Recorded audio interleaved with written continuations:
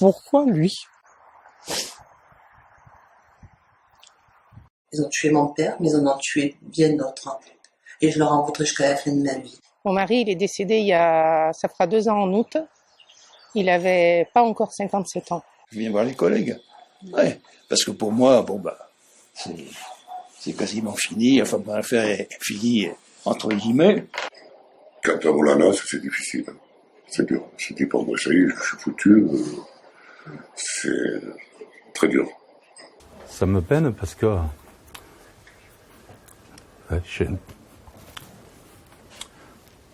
cette direction qui a toujours nié, et puis aujourd'hui qui se sert de l'amiante pour justement faire ses plans. Et ça, c'est quand même pas rien. Il y a quelque chose qui va pas, là. Moi, les patrons, il faut qu'ils payent. On a peut-être perdu des années, on aurait peut-être pu faire mieux, on aurait certainement pu faire mieux. Il faut en parler. Il faut justement que ça se sache, pour que demain, ça ne recommence pas. Je dédie ce tournage à tous ceux, hommes, femmes, enfants, qui souffrent dans leur chair et leur esprit des ravages causés par ce produit mortel qu'est l'amiante, pour lequel jamais la moindre consigne de sécurité ne fut imposée, les responsables sacrifiant au nom du seul profit. Pour toujours plus d'argent, ils ont engendré le génocide civil le plus important de la planète.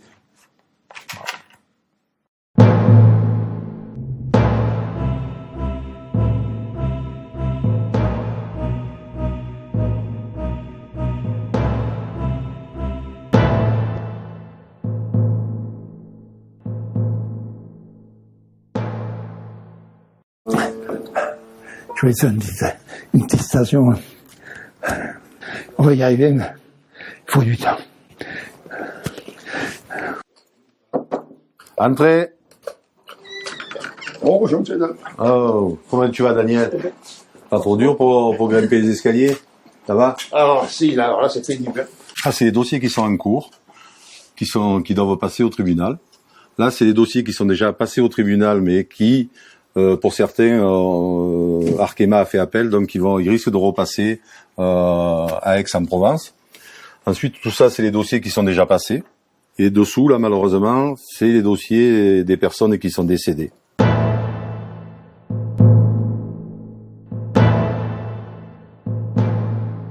On a trouvé de l'amiante partout. Après, ils peuvent raconter ce qu'ils veulent, je veux dire. Mais aujourd'hui, et tout ça le démontre, malheureusement, c'est que les salariés, eux, on sait très bien qu'ils l'ont utilisé, et les pathologies qui en découlent, démontrent que, malheureusement, c'est bien le cas et bien le fait. Et aujourd'hui, avec Monsieur Frex qui est là, on voit bien que le fait qu'il se promène avec sa bonbonne, c'est pas pour s'amuser. Ça me met en colère et ça me peine parce que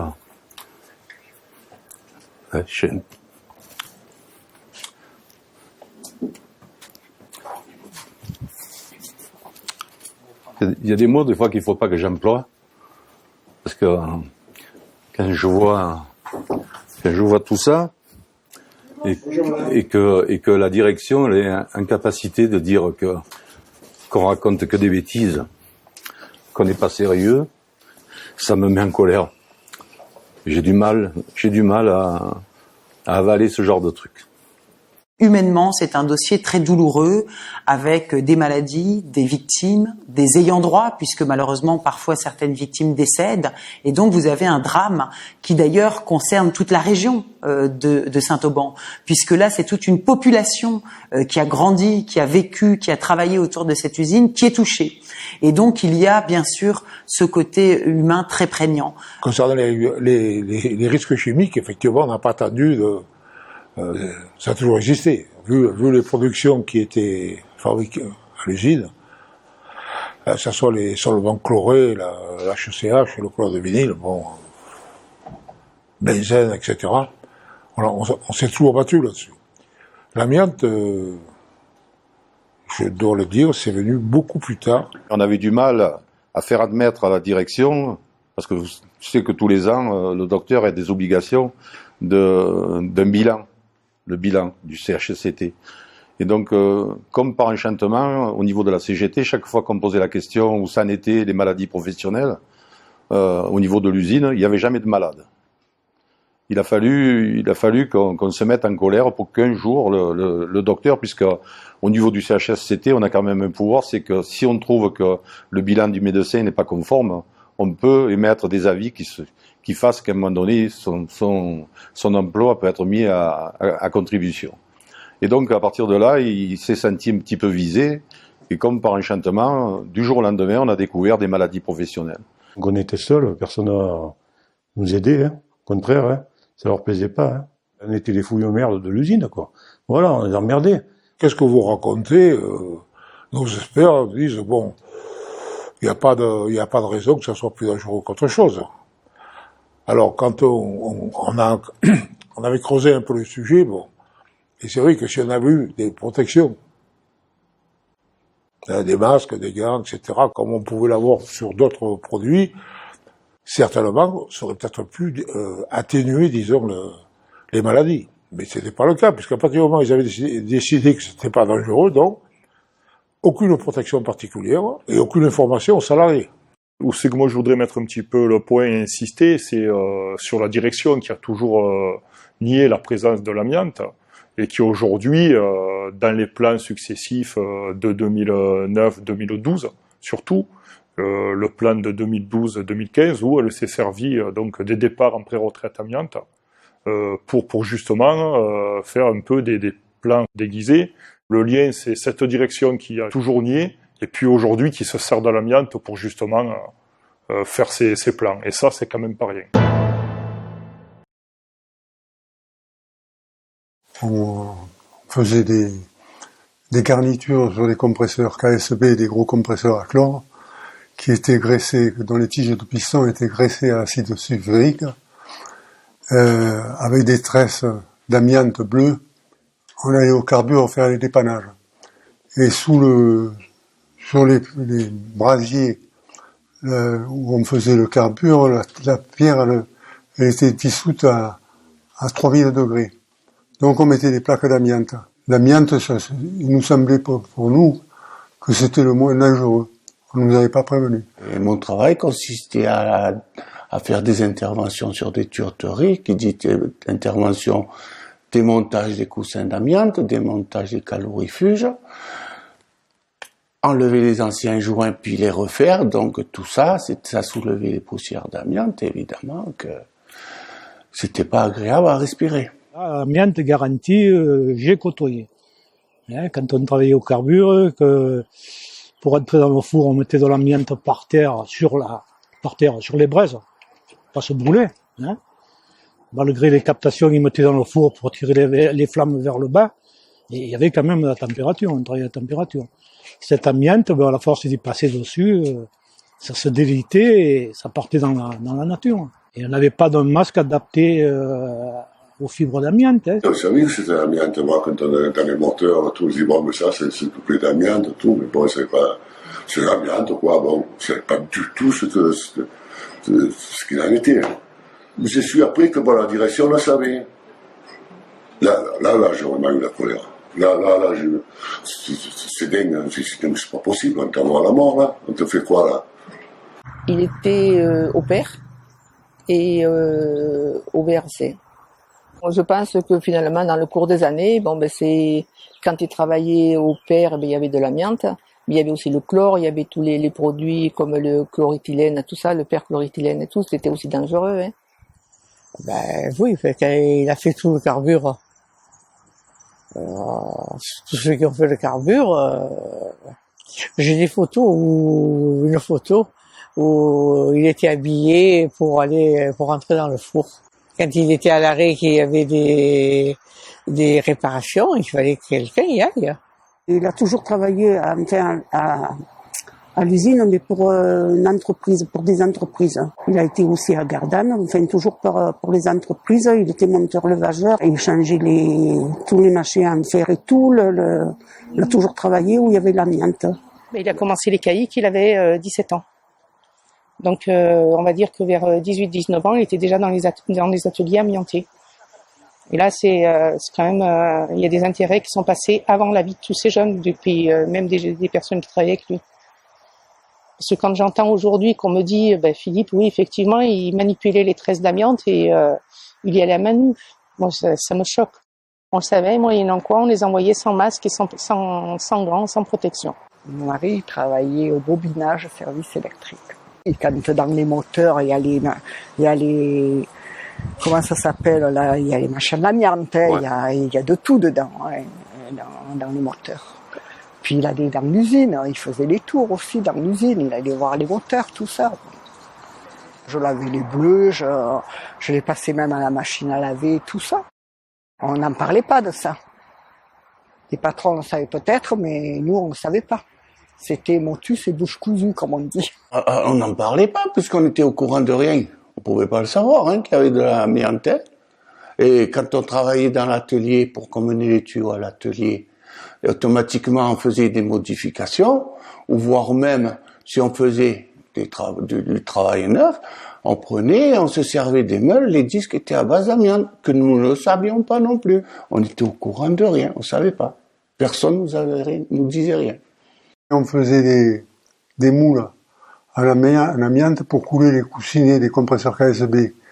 Des coussinets qui pesaient 25 ou 30 kilos, c'était énorme. Parce qu'un compresseur KSB, un piston, il pesait presque 1 tonne. On ne connaissait pas le danger, on coupait ça à la scie ou à l'établi, on avait des plaques d'amiante, personne ne nous avait prévenu que, au contraire, c'était inodore, on n'emportait pas le masque, quoi. Moi, j'ai travaillé au pilote Lucoville de 67 à 1975. On avait un atelier. Il y avait des autoclaves et dessous, on avait un atelier où on faisait les joints, on refaisait les pressés-toupes des vannes. Il y avait de l'amiante partout, accroché, partout.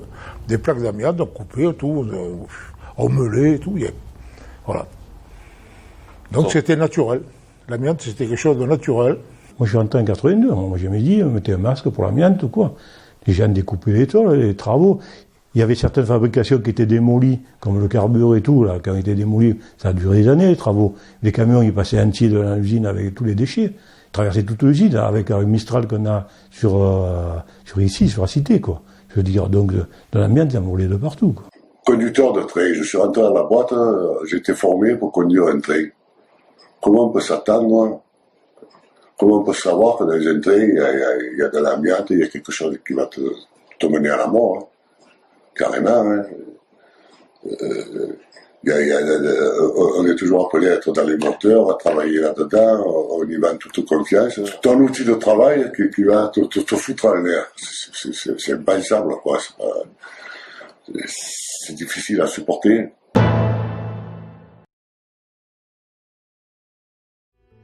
Bonjour, je m'appelle Magali, je suis la fille de Binou Alain, décédé le 31 juillet 2008 suite à une maladie contractée qui s'appelle le mésothélium.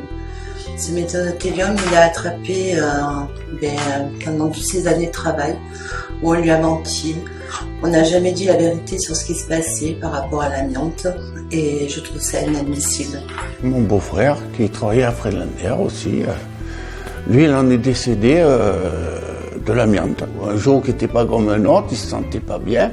Et de là, après, c'était les hôpitaux, c'était tout ce qui s'est engrainé, quoi. En 6 mois, il a été balayé. 55 ans. Eh oui, c'est jeune. En 96, le 14 janvier, 57 ans, il n'a pas eu un jour de retraite, lui. La retraite, elle devait être à 60 ans ou un peu peut-être avant. Lui, il est parti avant. Mon mari, il est décédé ça fera 2 ans en août. Il avait pas encore 57 ans. Un adénocarcinome sur le médiastin, c'est-à-dire la partie haute du poumon. Dans un premier temps, il avait des toux nocturnes. Après, il a eu de l'anorexie. Et donc, il avait perdu énormément de poids, à peu près 10 kilos. Et après, c'est tout un enchaînement de faits qui font que ça a traîné presque 10 mois avant qu'on diagnostique son cancer. Ça a commencé par les plaques pleurales, puis après, cancer. Il a traîné, il a été fatigué, ça a trop traîné, quoi. Et quand on est allé voir notre docteur qui nous a fait passer un scanner, C'était trop tard, il avait déjà le cancer de l'amiante. Il a fini ses jours à la maison. Parce que j'ai dit, c'est pas la peine de le laisser à l'hôpital. Au moins, il était avec nous, j'avais des enfants et tout. Mais à 1 mois et demi, il est parti. Il est décédé le 26 avril 2006. Et disons que sa maladie a été déclarée en fin avril. Il a dit, je veux tout savoir, vous me dites tout. Donc le médecin a dit, voilà, vous avez cancer du poumon et vous en avez pour 6 mois. Et quand on vous dit ça, il n'y a plus rien qui passe. Et on ne sait plus où on est. Donc on lui a dit que s'il se soignait, ça durerait un peu plus, 1 an, 2 ans, 3 ans, et total, il a fallu qu'on le harcèle pour qu'il se fasse soigner parce qu'il voulait pas aller dans les hôpitaux. Et avec ma fille, on l'a harcelé donc il s'est fait soigner et il a duré 1 an, pas plus. Sa maladie, il a contracté, il avait 58 ans. On lui est sorti de l'usine, visite médicale, on lui a dit que tout allait très bien. Et puis quelques mois après, un matin, où mon père s'est réveillé, il était en train de s'étouffer, il est sorti à l'extérieur, il a ouvert sa chemise, il savait plus. Il n'avait plus d'air, il n'avait plus rien. À ce moment-là, ma mère est sortie et elle a fait tout ce qu'il fallait. Le SMUR est venu me chercher. Et c'est là où on a découvert effectivement qu'il était au stade 4 de sa maladie. Un cancer, donc issue fatale, il n'avait plus rien à faire. Au niveau du diagnostic, on arrivait avec des ordonnances où on nous demandait de faire des scanners injectés sur lesquels il y avait marqué à travailler dans l'amiante. Et ça, c'était pas pris en considération. Ce qui fait qu'on a 2 praticiens qui sont passés complètement à côté. Et parce qu'ils n'ont pas interprété l'IRM comme il fallait, le scanner comme il fallait. Et ils ont fait ça comme une routine. Et ils sortaient avec des... Après, il allait voir le pneumo, il sortait avec des ordonnances pour l'asthme. Ils savaient, mais on n'a jamais passé le scanner. Ils n'ont jamais fait passer le scanner. Et oui.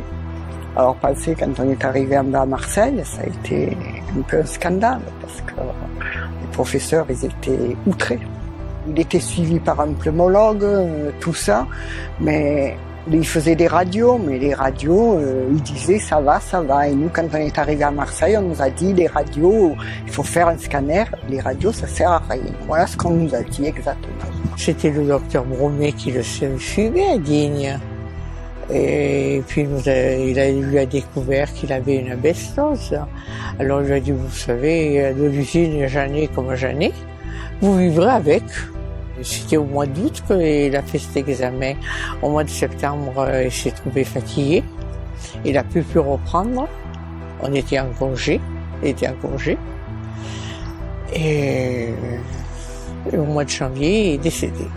Pour lui, ça a été très dur, Parce qu'après, tous les jours, le matin, quand on se réveillait, il me disait toujours, encore un de plus. Voilà. Donc, il savait très bien que ça n'allait pas durer.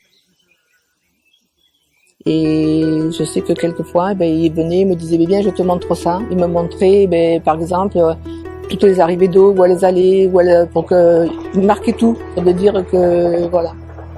Ah oui. Il avait fait le chauffage à la maison de ma fille, pareil. Un jour, il lui a dit, bien, Valérie, je te montre. Elle lui dit, mais pourquoi tu veux me montrer? Parce que, bien, je te montre. Il y avait fait des étiquettes, au cas de, s'il y a une panne là, s'il y a ci, s'il y a là, voilà.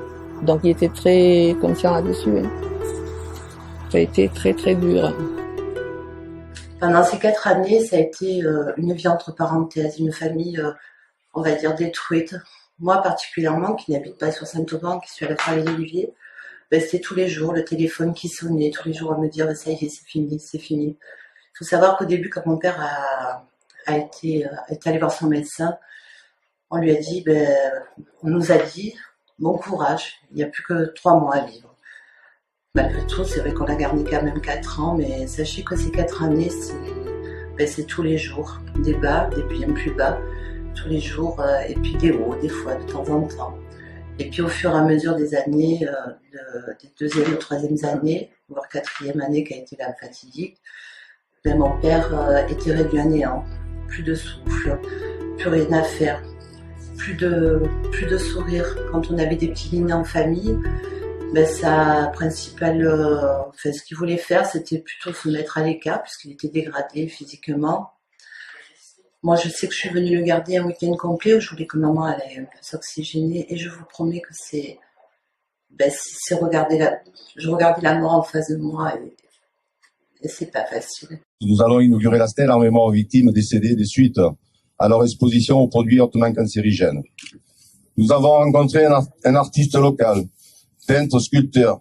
Et de plus, il a fait une grande partie de sa carrière professionnelle sur le site de Saint-Auban. Je veux nommer notre ami Max Walkowski, qui nous a fait plusieurs propositions, toutes autant impressionnantes les unes que les autres. Nous avons eu du mal à choisir. Nous avons dû décider pour celle que vous allez découvrir tout à l'heure. Je tiens personnellement à remercier Max pour l'ensemble des salariés et leurs familles, car je sais que cela t'a demandé beaucoup d'énergie et d'efforts pour faire cette belle sculpture.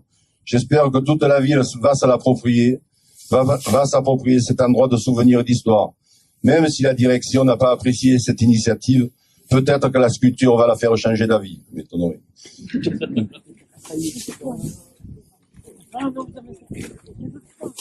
Voilà.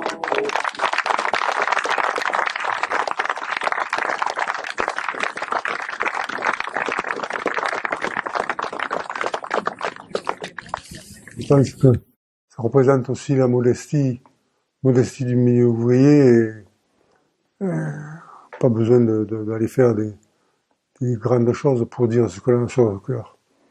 Les choses simples sont aussi ressenties avec beaucoup d'émotion et de sentiments.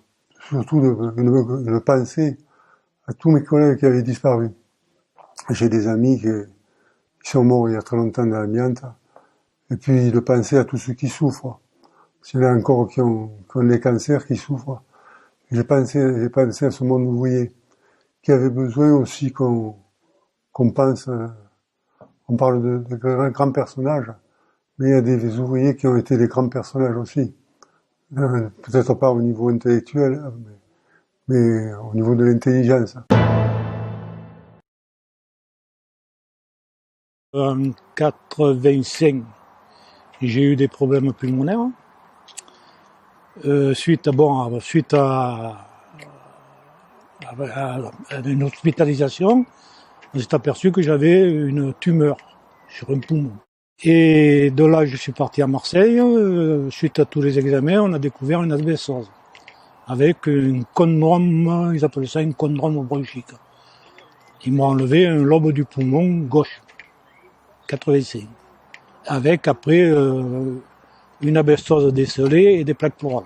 Quand j'ai arrêté de travailler parce que je suis parti en anxiété, quand j'ai demandé à mon médecin de traitement de me faire passer un scanner. Et quand j'ai passé le scanner, le couperet est tombé. Plaque pleurale. On travaillait dans des conditions déplorables dans cette usine. Déplorables. Et parce qu'on cherchait toujours la rentabilité, je veux dire. Et nos patrons, la sécurité, c'était pas leur souci primordial. Donc on a travaillé dans des conditions atroces. Et moi, c'est vrai que quand je fais le bilan de l'atelier où j'étais, on était une quinzaine à travailler, je suis le seul survivant.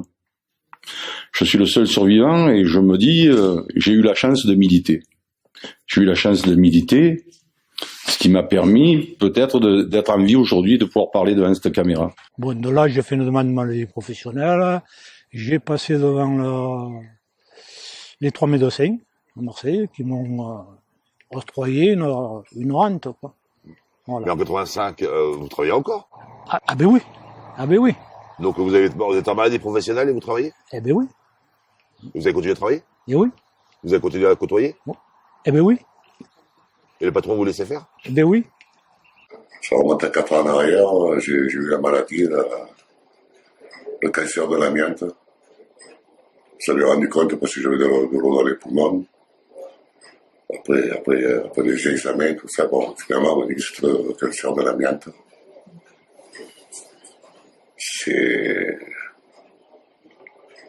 Quand on vous l'annonce, c'est difficile. C'est dur. Je dis pour moi, ça y est, je suis foutu. C'est très dur.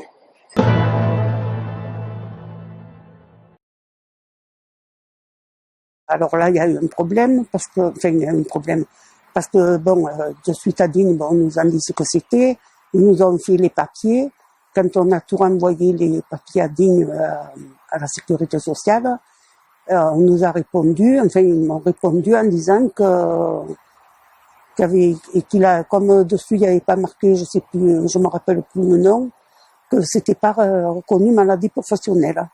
Alors bon, heureusement que il y a monsieur Villard, machin d'Alcaper, que avec ma fille on est allé le voir, il nous a fait, il a dit, de toute façon ils disent souvent ça. Il nous a fait remplir, il nous a donné une feuille, je sais plus comment ça s'appelle, pour le prud'homme, je sais pas, pour le... Et après, ça a été, j'ai reçu le papier comme quoi ça avait bien été reconnu maladie professionnelle. Dans le cadre de mes fonctions, puisque j'étais employée à la Caisse primaire d'assurance maladie, dans le cadre de mes fonctions, je devais organiser les procédures amiables. Donc cette phase amiable est indispensable pour après pouvoir saisir le TAS, le tribunal des affaires de sécurité sociale. Donc j'organisais cette phase amiable d'une part avec les victimes et d'autre part avec l'employeur. C'était pour moi un moment pas toujours évident parce que j'étais entre les deux parties et je voyais la souffrance des gens qui étaient obligés d'étaler leurs problèmes. Et au vu des constatations médicales, des enquêtes administratives qui mettaient quand même en cause l'employeur, malgré cela, l'employeur ne reconnaissait pas la faute inexcusable. Vous savez, moi quand j'étais déboutée, qu'on a refait appel, j'étais très mal. Hein. Ma doctoresse m'a dit, vous êtes en train de faire une dépression si vous continuez. Elle m'a dit, essayez de remonter. C'est normal. Attendez, mon mari meurt de l'amiante. Et on est là quand on me déboute, ils veulent pas le reconnaître. Mais attendez, ça fait mal. Ça fait mal. Vous êtes là, vous cogitez, vous vous dites non. Une seule fois, j'ai eu une conciliation parce que l'employeur, là, c'était tellement évident. Il ne pouvait pas absolument prétendre le contraire. Mais c'est la seule fois, d'ailleurs, où il y a eu conciliation. Dans la majeure partie des cas, on dressait un procès-verbal de non-conciliation. Et dans ce cadre-là, c'était quand même assez frustrant pour les victimes, compte tenu qu'ils étaient quand même bien entourés, à la fois par moi et à la fois par, en règle générale, monsieur Villard, président du CAPER, qui lui les accompagnait. On leur expliquait que généralement ça se terminait par une non-conciliation, mais qu'il fallait pas qu'ils soient frustrés parce que justement c'était comme ça en règle générale. Ma médecin généraliste, elle envoie un dossier de reconnaissance amiante au niveau de la CPAM de Digne, et le médecin, avant même d'avoir eu le dossier de Philippe, il nous refusait la reconnaissance alors qu'il avait aucun dossier dans les mains. Donc là, ça veut dire qu'à partir de ce moment-là, on se tourne on demande une expertise. Et puis c'est des déplacements à Toulon. Je suis tombée sur un expert magnifique, un gars super. Donc avant de descendre à Toulon, j'avais envoyé une lettre à la CPAM de Digne en lui demandant ce qu'ils avaient joint au dossier pour l'expertise. Je lui avais envoyé un courrier en recommandé et ce monsieur m'a répondu en recommandé, chacun son travail, je sais ce que j'ai à faire. À partir de là, j'ai dit, le gars, il met de la mauvaise volonté, il veut absolument que la maladie soit pas reconnue. Donc j'ai photocopié tout le dossier, c'est-à-dire, je crois qu'il y avait 4 rames de papier. On m'a fait mon gendre, il m'avait fait les doubles de CD, etc., des scanners, des IRM, tout ce que vous voulez. Je suis arrivée avec mon sac de supermarché avec tout le dossier dedans.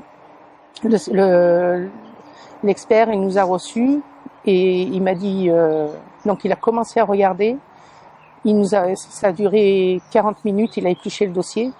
Au bout de 40 minutes, il nous a regardé, ma fille et moi, silence complet pendant ce moment-là. Et il m'a dit, vous me laissez le dossier une semaine, je vais mettre en évidence de l'amiante, votre mari est bien décédé de l'amiante, et c'est là. Donc là, on était déjà 6 mois après son décès. C'est la première fois que quelqu'un me disait, votre mari est décédé de l'amiante. Et donc là, ça a été reconnu comme ça, et après, la CPAM, il ne pouvait pas faire de recours. La mutuelle, au contact des mutualistes, elle le voyait bien, elle était bien placée. Malheureusement, pour voir donc les premiers dégâts, les décès que cette maladie a entraîné, quoi. C'était suspect déjà pour les dirigeants mutualistes de voir les mutualistes donc malades d'abord à partir d'un simple rhume ou une simple bronchite. On voyait donc à l'arrivée que ça se traduisait malheureusement par des décès. Donc il y avait une première sensibilisation, mais on savait pas trop pourquoi. Donc on voyait ça. Ensuite, la mutuelle, donc, elle a développé aussi particulièrement dans le département des Bouches-du-Rhône des centres de santé médicaux. Et ce sont donc les médecins donc de ces centres de santé médicaux. Je pense particulièrement au docteur Higonnet, qui se sont interrogés sur ces personnes, sur ces mutualistes, sur ces travailleurs, et qui ont pu s'interroger, mais qu'est-ce qui se passe? En réfléchissant, je me dis, en fait, ça aurait coûté combien pour enlever cette amiante? Parce qu'en fait, c'est des doublages dans les tôles, dans les moteurs où on travaillait, ou le système de freinage, ou d'embrayage. En fait, c'est dérisoire. Comment on peut réagir là? Il y a des questions à se poser, parce que quand même, je me dis, en fait, pour quelques billets de francs, on se fout totalement de ce qui va t'arriver, tu vas crever, puis voilà, c'est secondaire, ça, c'est pas un problème. Et là, c'est vrai que la haine est liée, là.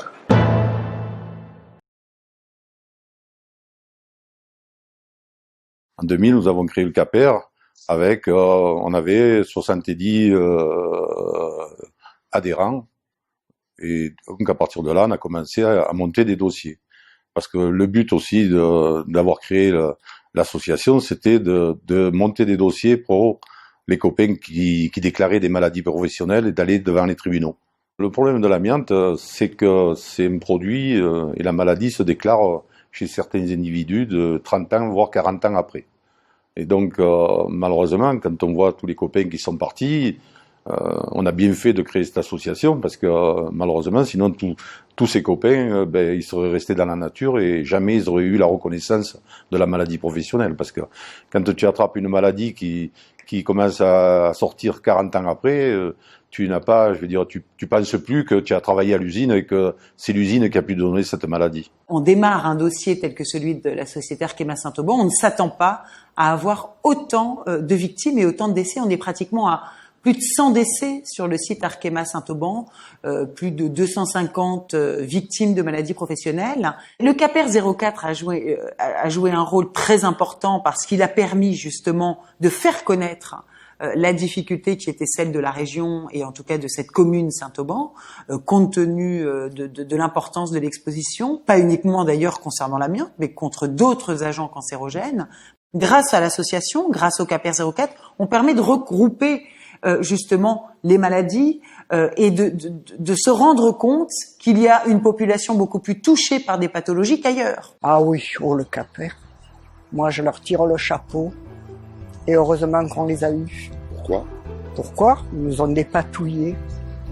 Vous savez, quand vous vous retrouvez seul devant, avec vos papiers, moi ça a duré, on a fait appel, on a fait pour pouvoir... Bon, malgré qu'on a touché 4 sous en parlant, ça ne nous donne pas notre mari. Hein. Moi j'aurais préféré garder mon mari, c'était tout. Hein. J'avais rencontré René. Et bon, c'était le président du CAPER. Il m'avait expliqué que bon, il s'occupait des victimes de l'amiante, de leur famille, enfin pour les aider à monter leur dossier, tout ça et tout.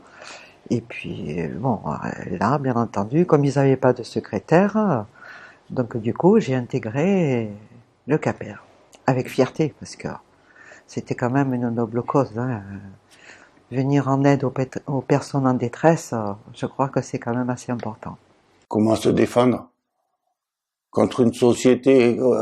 Comment on se défend? c'est impossible de se défendre. Heureusement qu'on a eu l'appui de Caper et puis René qui vraiment il nous aiguillait ce qu'il fallait faire et puis qui s'en est bien occupé. Heureusement qu'on avait l'association La Caper pour nous mener un combat contre l'usine Arkema de Saint-Auban.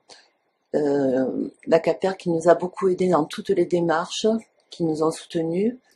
René Villard qui m'a accompagné, qui a accompagné mon frère et moi à la médiation, à la sécurité sociale. Donc pour moi c'est une large épaule.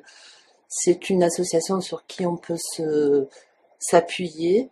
On peut les appeler à tout moment. Ils ont toujours été là. Le Caper était très utile pour continuer le combat. D'ailleurs après pour mener aux tribunaux nos patrons. Hein. Voilà. Malheureusement on n'est pas arrivé à les faire condamner au pénal. Bon, voilà. Tout. Un jour, peut-être. Espérons. On fait tout, hein. On fait tout. Déjà, bon, il faut monter les dossiers. On dit aux personnes quels documents il faut qu'ils recherchent chez eux. Parce que bien sûr, c'est des papiers qui sont rangés déjà depuis bien longtemps. Donc, les gens, souvent, ils se découragent. Donc, il faut leur dire, ne laissez pas tomber, continuez, on va vous aider. Voilà. S'il faut des attestations, nous on connaît des copains qui ont travaillé avec vous, on peut les recontacter, vous donner les numéros de téléphone pour que vous puissiez les joindre et vous rencontrer pour faire ces attestations qui sont importantes pour les prud'hommes ou pour le tribunal. Voilà, ça, et bon après les aider du début jusqu'à la fin. Malheureusement certains sont partis et à ce moment-là, on aide les veuves, les enfants, souvent c'est les petits-enfants aussi qui viennent, on leur dit, on les aide à continuer leur dossier.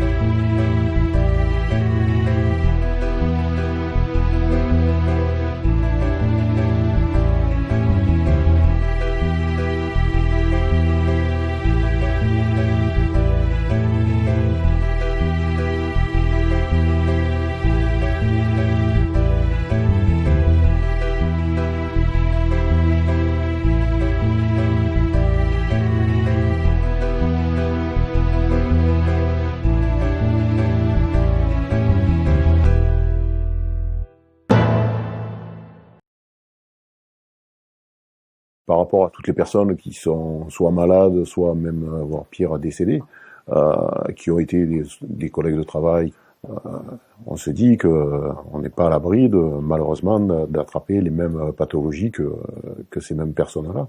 Donc l'anxiété, elle est permanente, quoi. On se dit,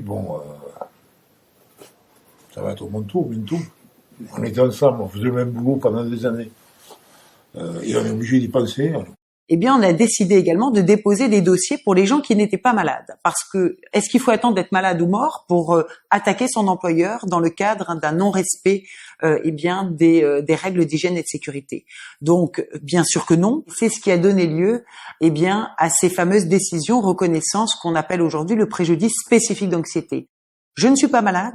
mais j'ai travaillé dans un environnement amianté, dans lequel l'employeur ne respectait pas les obligations qui étaient à sa charge, et donc je risque de tomber malade et je vais vivre avec cette épée de Damoclès jusqu'à la fin de ma vie, tant que je passerai ces scanners et ces radiographies, et donc j'ai droit, compte tenu de cette exposition fautive, à une indemnisation parce que je vis dans une angoisse tout à fait légitime et compréhensible. Comment allez-vous, M. Liard? Ça va, hein. Je viens vous voir surtout pour mon problème de suivi post-professionnel. Il faut que vous me marquiez le scanner. D'accord. Celui de la dernière fois, il était correct. Il n'y avait pas de plaque pleurale ni d'autres pathologies. De temps en temps, il y a des troubles du sommeil, un type d'endormissement ou réveil nocturne ou non. Bah oui, mais ça, vous savez, ça fait partie de mon quotidien. C'est souvent que je regarde la télévision très tard le soir et puis que je me réveille dans la nuit. Je dors pas beaucoup, voilà. C'est pas tous les jours que je dis à ma femme que je suis anxieux, mais c'est vrai que c'est quelque chose qui est là, quoi. Le phénomène d'anxiété, ça peut se manifester de différentes façons. C'est pas forcément je me sens mal, j'ai peur, je suis inquiet.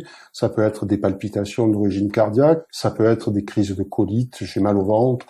Sans parler des troubles du sommeil, de modifications même dans la vie des gens de tous les jours. Ça peut entraîner des problèmes dans les couples. Donc ça peut aller très très loin. Moi, je pense que le préjudice est réel et qui mérite d'être indemnisé.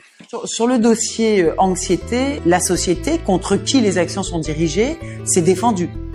C'est défendu et a nié et a minimisé l'exposition à l'amiante des salariés, a indiqué que, notamment lors des plaidoiries, les salariés le savent très bien, a indiqué que l'exposition à l'amiante était tout autant importante dans les rues de Paris qu'au sein de l'usine Arkema Saint-Auban, et que l'on ne pouvait pas quantifier le nombre de fibres d'amiante auxquelles les salariés auraient été exposés et donc on ne pourrait rien leur reprocher. Pratiquement 600 dossiers sont passés devant le Conseil des prud'hommes.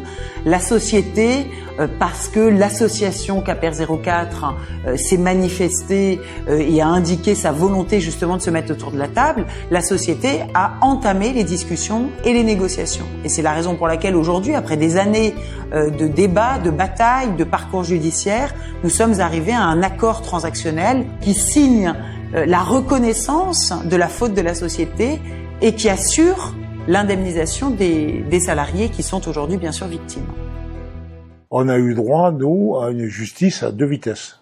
Dans les autres sites d'Arkema, les indemnités variaient de 10 000 à 15 000 euros.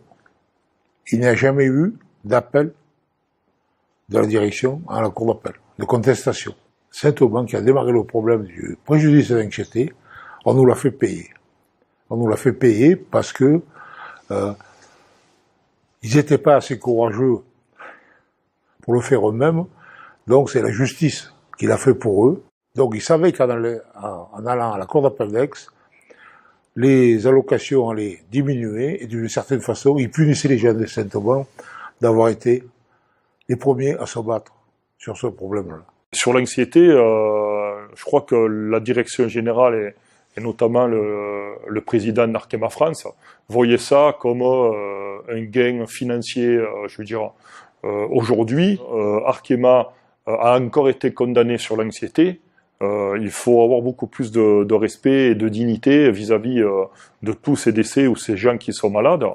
Et l'anecdote, c'est qu'on a notre RH, le dernier RH qui est parti, et on est presque persuadé qu'il est parti en pré-retraite amiante, après avoir été à la barre contre le Caper dans les années de 2011 à 2015, en criant que les gens, s'ils étaient malades, c'est parce qu'ils avaient travaillé en dehors de l'usine ou changé les plaquettes de frein.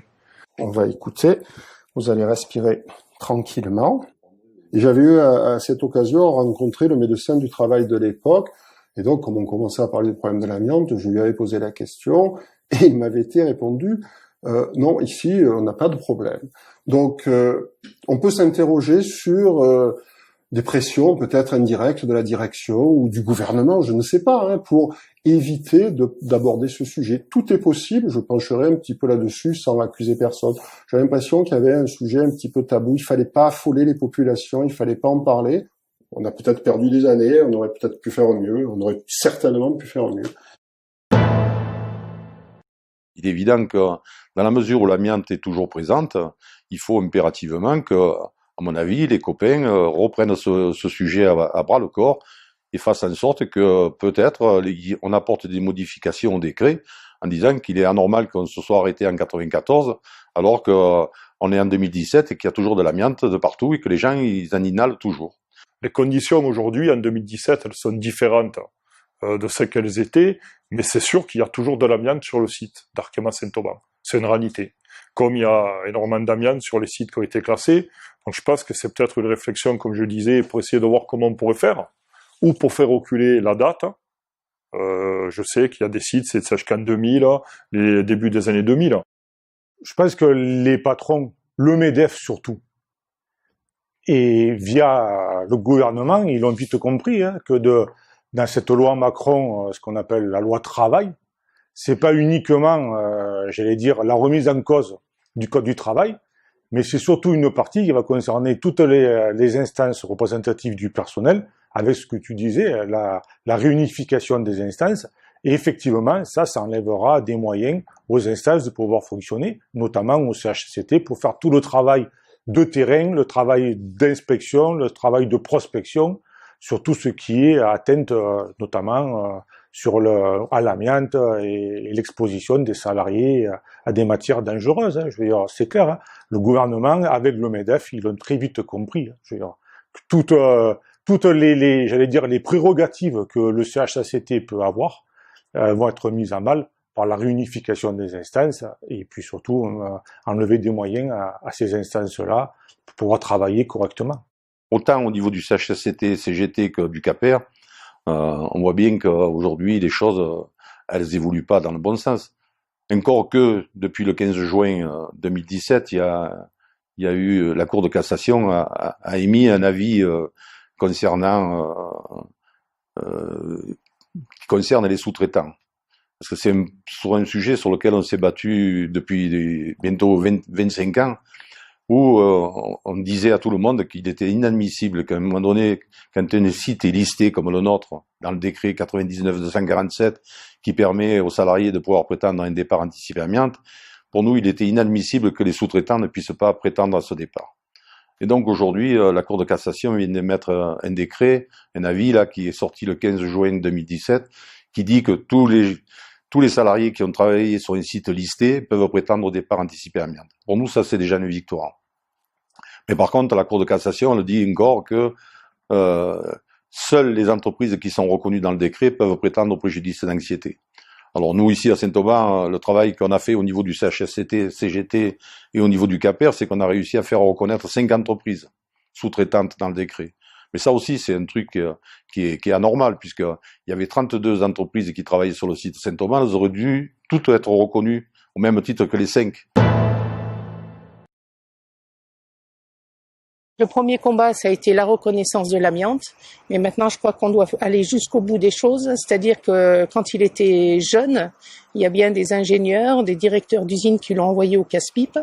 Et pourquoi ils l'ont fait? Certainement parce que derrière, il y a des actionnaires, il y a des investissements qui se sont pas faits, ça coûtait cher certainement d'améliorer les ateliers, de mettre des protections, etc. Donc la deuxième, là sur quoi on est engagé maintenant avec mes filles, c'est la reconnaissance de faute inexcusable. Et ça, il faut que ça aille jusqu'au bout aussi, c'est pareil. Parce qu'il y a bien des gens qui sont dans leur bureau et qui disent c'est pas grave, on continue comme ça revient cher de faire des investissements, donc on les envoie. Mon état d'esprit, c'est l'écœurement de ne pas savoir le danger qu'on encourait. Parce que c'est pas normal qu'on nous tienne pas au courant. Et en plus de ça, jamais de réunion de sécurité, rien du tout. Ça existait pas. Ça existait pas. Ne pas abandonner, quoi qu'il arrive. Quoi qu'il arrive. Parce que c'est pas normal que des personnes très proches partent, meurent, faut dire le mot, meurent d'un cancer de l'amiante. Voilà. C'est insoutenable. De me retrouver toute seule, que mes petites filles ne puissent pas profiter de leur pépé et de tout, voilà. Parce que c'était un gros bricoleur et chaque fois qu'il y avait quelque chose, on venait voir Pépé. Pépé, tu m'as fait ça, Pépé ça, et voilà. Et maintenant, il n'y a plus tout ça. Et ouais. Vous en voulez toujours la terre entière? Ah oui, toujours. Oui. Parce que maintenant, je me retrouve toute seule et que là, j'aurais besoin, quand on fait des sorties entre collègues, eh ben, bon, ils sont tous accompagnés, je suis toute seule. Eh ben, c'est pas toujours marrant non plus. Hein. La vie n'a pas de prix, donc il faut essayer de la préserver le plus possible. Et là, elle n'a pas été préservée malheureusement. Voilà.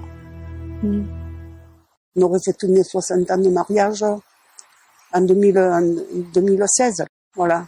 Alors tout ça, ça a été dur. Et puis bon, heureusement que j'ai des enfants que je suis bien entourée. Vous voulez quelqu'un? Vous savez, moi, il y a 20 ans qu'il est décédé, mon mari. 22 ans. C'est la 22e année, c'est-à-dire. Alors, le temps... Estompe la colère. Voilà. Parce qu'à l'époque, vous en vouliez à qui? Au docteur, au patron? À tout le monde. Pourquoi lui?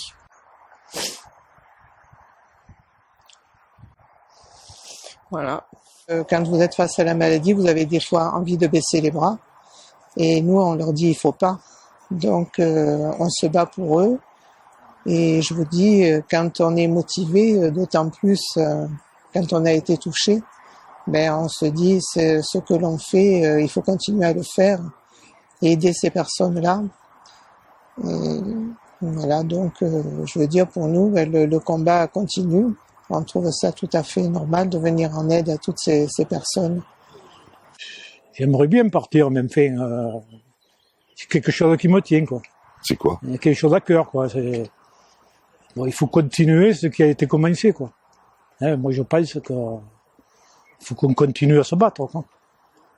Pour que ça ne se reproduise plus. Ce qu'on peut retenir, c'est une grande leçon de la vie qui fait que les gens sont solidaires et que le fait d'avoir créé cette association a permis à tout un tas de gens de se rencontrer alors qu'ils étaient tous partis à la retraite et de faire en sorte que chaque fois qu'on les a appelés pour manifester ou pour faire tout un tas de choses, ils se sont toujours tous retrouvés très volontiers et ont participé massivement à tout ce qu'on a pu organiser. Et ça, c'est quelque chose d'important.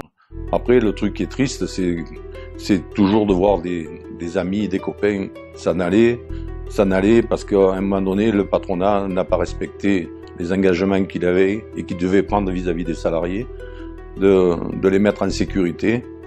Donc, quand on voit qu'un copain, il attrape un mésothélium et qu'il décède, ben, ça laisse toujours des traces parce qu'il aurait pu mourir d'autre chose que de l'amiante si l'employeur avait respecté ses engagements.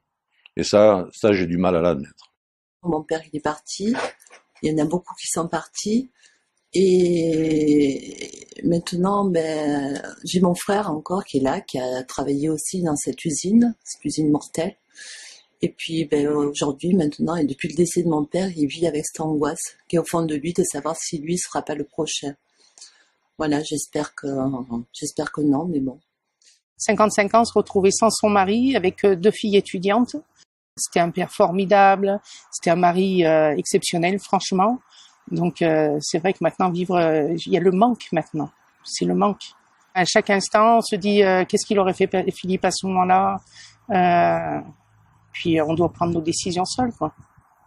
Parce que prendre les décisions à 2, c'est quand même quelque chose de magnifique. Là, toute seule, on le fait parce qu'on doit le faire et basta. Il y a quelque chose qui va pas là. Moi, les patrons, il faut qu'ils payent. C'est les patrons qui sont fautifs. Moi, je le vois comme ça. Hein. C'est dur. Ouais, c'est dur. C'est dur. Et là, maintenant, ben, il faut se battre pour les jeunes. Les jeunes qui arrivent derrière, ben, c'est tout à fait normal, il ne faut pas les laisser tomber. Donc, il ne faut pas penser à eux. Il ne faut pas dire, bon, nous on a réussi, les autres derrière, non. Voilà moi où j'en suis, mon esprit à moi.